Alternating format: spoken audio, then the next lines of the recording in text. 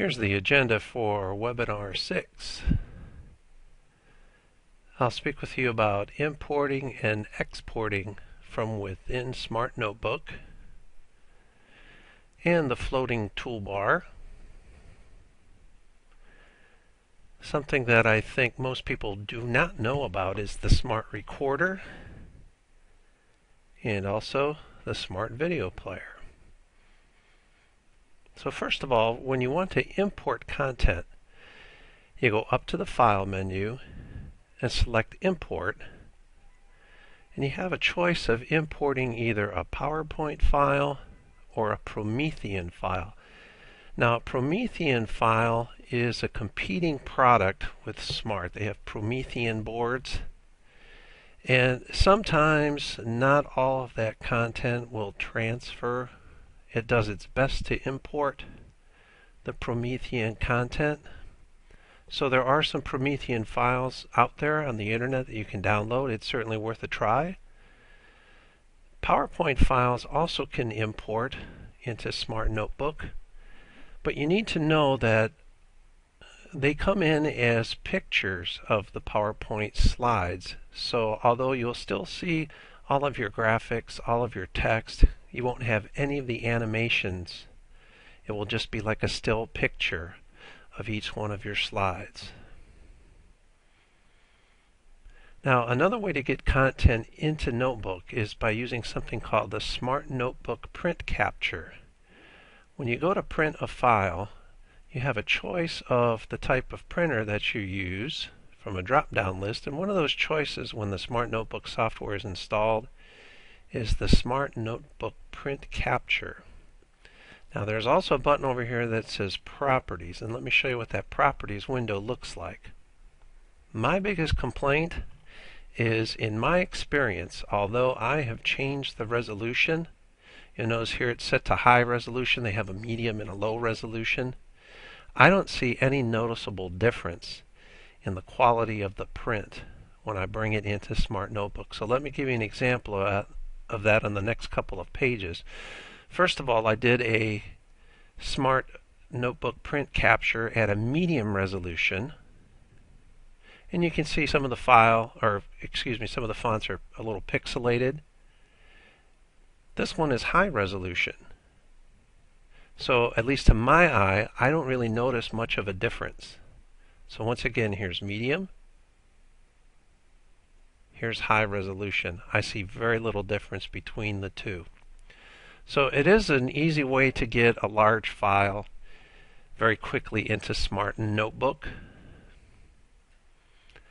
A better way, in my opinion, to get a higher resolution is to use the screen capture camera, and that's on your Smart Notebook toolbar. Now, when you've selected that tool and the toolbar pops up, you'll have four choices. You'll be able to select a rectangular area with your mouse and capture a picture of that. The next choice is to capture all of the active windows. So if you have several software programs open at the same time, the window that's on top, the active window, will be the one that is captured into Smart Notebook. The third choice is to capture the entire desktop, the entire screen. And the last choice is a free-form area where it's kind of like a lasso tool, if you're familiar with that from like Photoshop. You can just very slowly click and drag your mouse around a very specific area of the screen that does not have to be contained inside a rectangular area. Once you've done that, you'll hear kind of a camera shutter sound, and whatever you chose to capture will then be copied and pasted into your Smart Notebook file. It's also possible to export from Notebook, and again, this is under the File menu, and you'll go down to Export. Now there's a few choices from here. One is to export as a web page, which turns your notebook file into a series of HTML files. I'm not sure how practical that is for most people, but it is possible. You can also turn your notebook pages into image files like bitmaps or JPEGs. You can also turn all of your notebook pages into PowerPoint slides.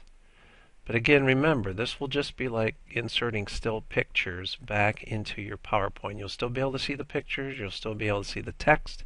You won't be able to edit anything, nor will you see some of the flash animations and games that are contained in the notebook gallery.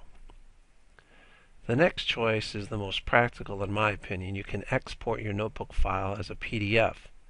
And this will allow you to attach that to an email to a parent or to a student, especially for those who may be absent and may have missed your lesson for the day. And I'll show you an example of that in just a moment. The next one is a more recent addition. It's the CFF or Common File Format. The makers of interactive whiteboards like Promethean and Starboards and Smart and some of the other brands have a common file format now. It's a .iwb. But again, I question how much of the formatting and the graphics and animations really will transfer from one brand of board to another. But there may be some situations in your building where you have smart boards, but you also have another brand. It might be possible to share files if you use the common file format. The last choice on this list is the optimized smart notebook file.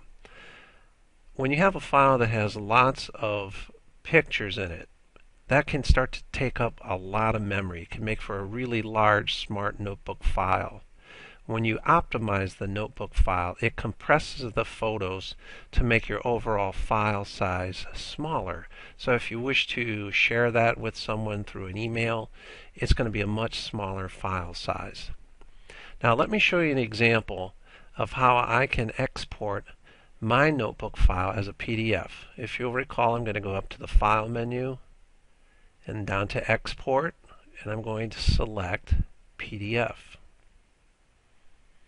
Now I have this print preview, or in this case an export preview window. You'll notice that along the left my choices, I can pick thumbnails, I can pick handouts, a full page, and the questions and the results are for the Smart Brand clickers. If you don't have those, you don't have to worry about those pages. So back on the first page, if I say I want to print thumbnails, you'll notice in my preview window over here, it shows me that I have 2 pages on each one of my PDF pages. So 2 notebook pages on 1 PDF. I can change that. I have a choice of full page, large, medium, which puts 4 notebook pages on 1 PDF page, and small, which puts 6 on 1. I do not recommend that one at all. My personal preference is for large. I think this is a nice compromise between saving paper and also still being able to read the text that's on the page. I have a number of other choices here. I can add a header. So if my lesson title needs to be included on each page as a header, I can do that, or likewise a footer. I can put a date on there if I want to, and I can even show page numbers if I check the box. I can also pick a print range. So if I don't want to print all the pages in the file, I can just specify which pages of the notebook file that I want to do. So maybe I want to do pages 5 through 8. And you'll notice my preview window here updates immediately. And I have a little arrows that will allow me to see the next page in my preview, and so forth. There's one other tab up at the top that says PDF Setup. And that also gives me the option of creating a PDF in landscape rather than portrait. Now, I'd only recommend this if you're doing 1 page or 1 slide per page. Once I'm finished with that, I'll click on the Save button, and then I'll be prompted to give my file a name and to select a place to save that file. Next we'll talk about some of the various smart tools.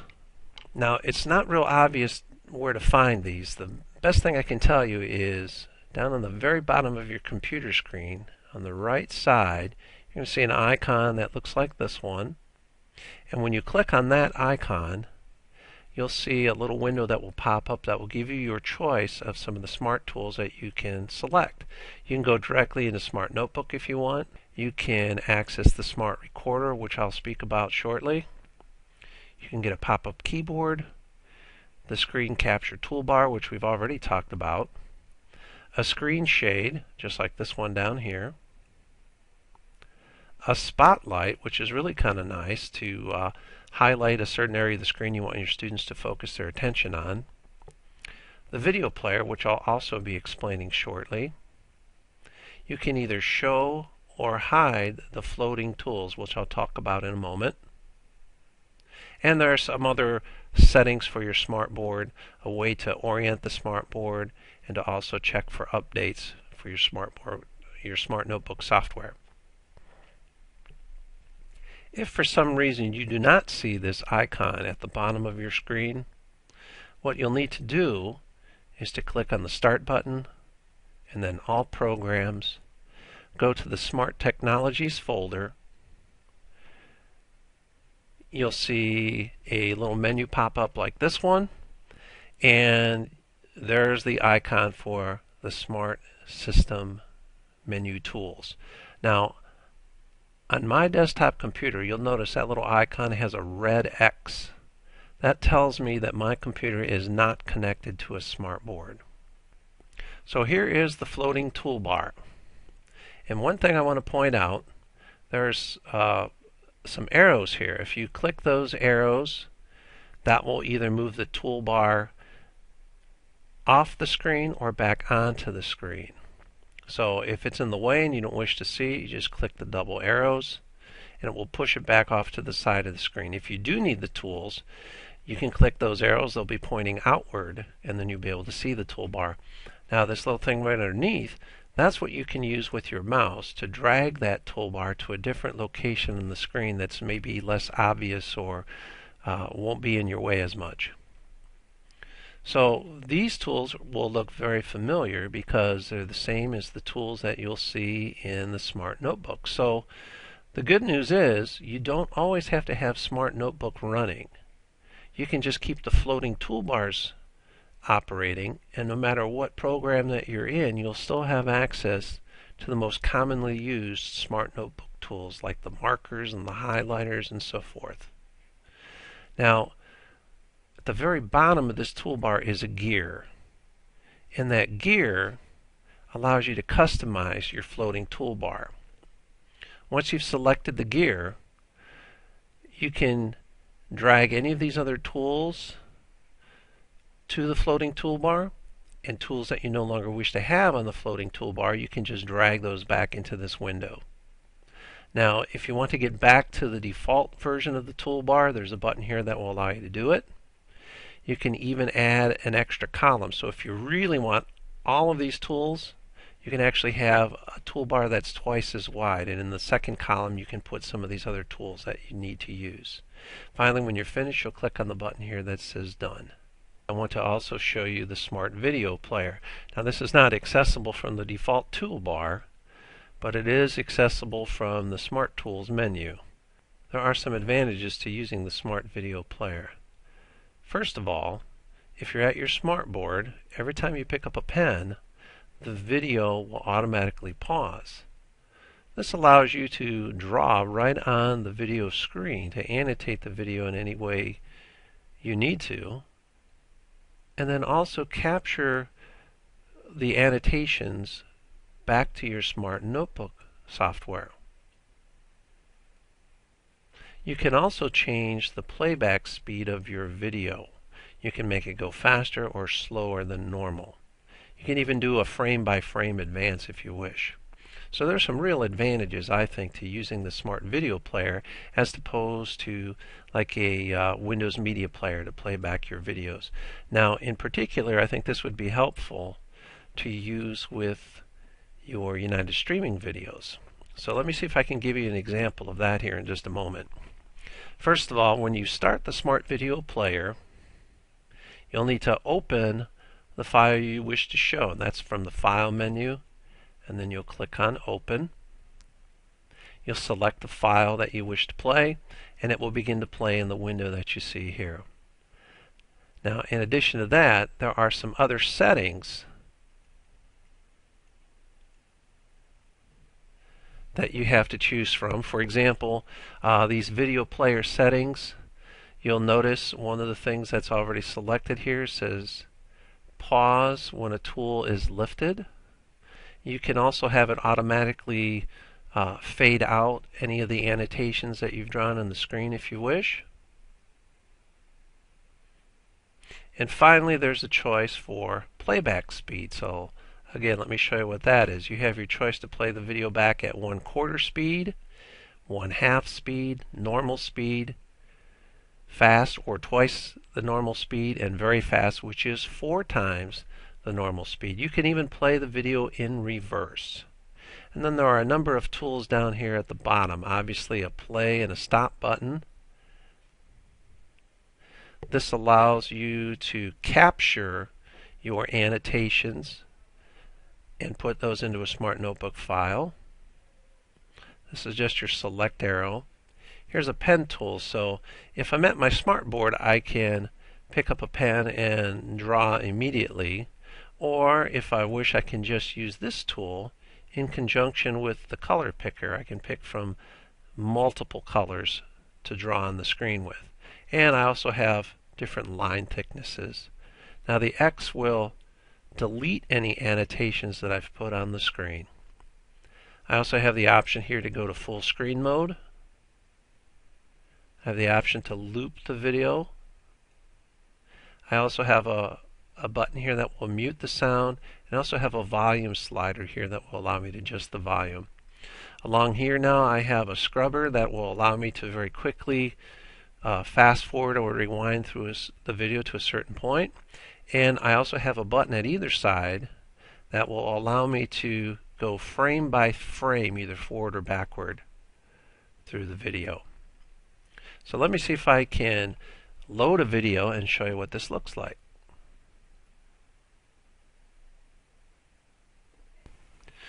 I've started the Smart Video Player, and now I need to open my movie file. It's one that I downloaded from United Streaming on the Inner Planet, so I'll do that.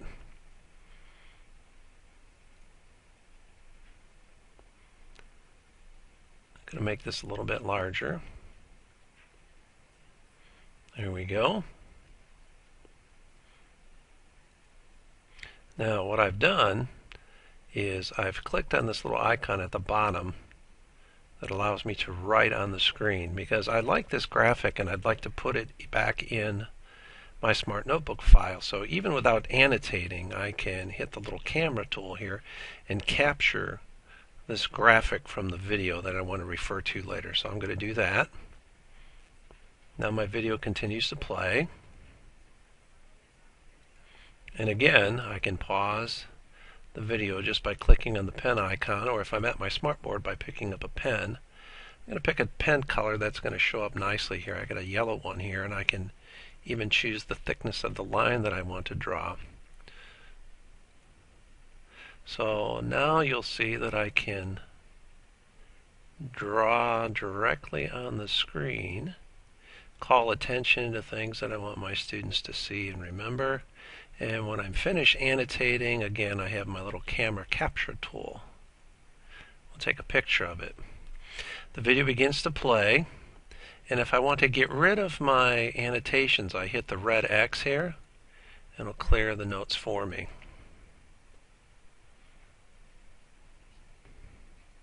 I can pause the video at any time, or if I choose to pick up a pen, that would do the same thing. So again, this is a graphic that I want to keep, not even going to annotate it. I just like this graphic and I want to have a picture of it to include in my Smart Notebook file. So again, I'll use the camera tool. I've closed out of the Smart Video Player. I'm back in my Smart Notebook software, and I want you to notice that on three separate pages now. I have some of the screen grabs or the screenshots from my video. There's the first one with the graphic of the inner and outer planets. Here's the second one of the inner planets, and if you recall, I did some annotations. Now what I think is really kind of cool is I can erase these annotations. So even after I'm back in my Smart Notebook file, I can erase those. It's kind of neat. And then if you'll recall, I also had the picture of the outer planets. So very practical, even if you don't use the annotation tools, just to be able to grab a still frame from a video to include back into your Smart Notebook file, I think is a really great feature of the Smart Video Player software. A tool that I believe is underutilized that comes with your Smart software is the Smart Recorder. That allows you to do a screen recording, just much like I'm doing this tutorial for you right now. I have some specialized software that's rather expensive. Smart Recorder will do that for free. It doesn't have all of the bells and whistles that my software does, but it's pre-installed on your computer. You have a little tool that looks like this that you can access right on your Smart Notebook toolbar. Once you've clicked that, you'll see the Smart Recorder toolbar that pops up. Now there are a couple little drop-down menu arrows. First one allows you to choose from a number of different options. It allows you to access some help files related to Smart Recorder. And then there's another drop-down arrow right here, and that allows you to select if you want to record the entire desktop, which is the default, if you only want to record a rectangular area of your screen, or if you wish to record an active window. So I'm going to attempt to do this right now. I'm going to say record an area. I'm going to draw a rectangle around just this part of the screen, and because I have a microphone plugged in, it's going to record audio too. Okay, so now it says it's initializing. Now it's recording. So I'm going to solve the equation 3x plus 4 equals 25. The first thing I'm going to do to each side of the equation is to subtract 4. And that will cancel out the 4's, and I'm left with 3x equals 25 minus 4 is 21. Now to isolate x, I have to divide both sides by 3.